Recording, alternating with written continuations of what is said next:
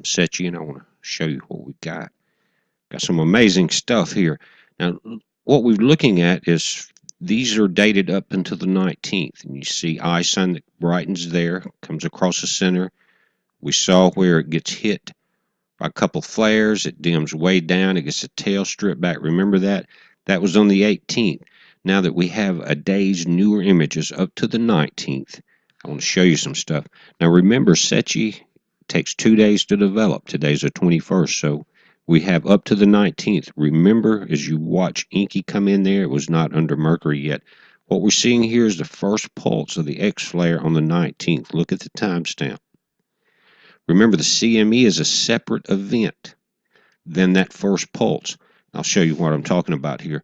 Coronal mass ejection is high density here, and this is the 19th. I went back on Space Weather and Archives. It says on the 19th, the X flare, it caused a wave of ionization in our upper atmosphere over Europe, Africa, and Asia. A brief blackout of high-frequency radio transmissions around the poles might have occurred. It also hurled an CME. The CME is what we're watching on the flare tracker that hit it today. These instant bursts do not show up of these X flares on the flare tracker. That pulse you saw there was it. Now this is Inky. And what happened, that pulse tried to strip its tail, but it did not take it head on the way Ison did because it's not going head on into the sun. Mercury's about as close as it's going to get, not much closer, and it's going to go on past and around the sun, not a sun dive or grazer or whatever you want to call it, like Ison is. Now, this is when it flared up, when it felt the pulse of the X flare on the 19th. Here you see that wave in the tail that didn't strip back Inky's tail. It tried. But again, it's not. What you saw is a sideways strip right there because it's going sideways of the sun. Now watch what happens to Ison. Look, watch your timestamp in the bottom left. 18th is when I showed you the video yesterday with it getting stripped back from the first M flare. Now, watch this. Notice the 19th. This is the pulse of the X flare, not the CME. This is that immediate X flare radiation burst.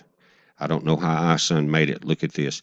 The entire giant outer coma in the black circle is stripped back, and the tail and any objects that were in the inner coma were peeled back. And I think and I'm going to show you some images, and I'm going to step this through also, but I think one of the new images are showing a much different Ison. In other words, that giant outer coma that was so bright we couldn't see inside it is stripped back. Now we're getting, I think, the first image of how large the nucleus is without the other objects.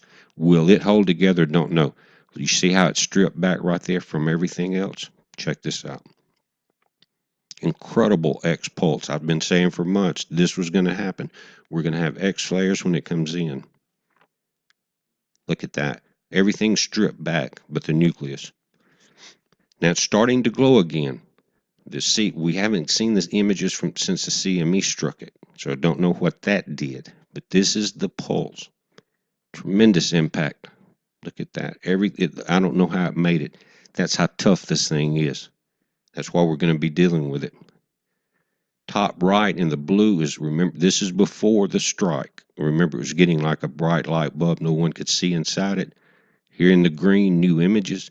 Look how much smaller the glow is around that nucleus. In the top in the blue, it was a tiny dot inside of there. Remember, that was as wide as 20 Earths, that outer coma. This is before I took the brighter out, and the blue is before the strike also. Remember that? But if you see the size of this rock that's left, it has got to be bigger than 3.4 kilometers. With Lovejoy, they made a mistake by tenfold. Coming into the sun one side, 50 meters, coming out 500 meters. If they do a tenfold mistake on this, we give them that rate of error, you're looking at 34 kilometers. That's a big rock. That's 10 times the size of Manhattan Island. But anyway, I think we're starting to we're seeing right here the size of this thing. And a lot of people have said the entire time that it's bigger than what NASA has been saying. But again, you're looking at some stripped back images here. Guys, we're going to update it and we're going to watch it close. Be safe.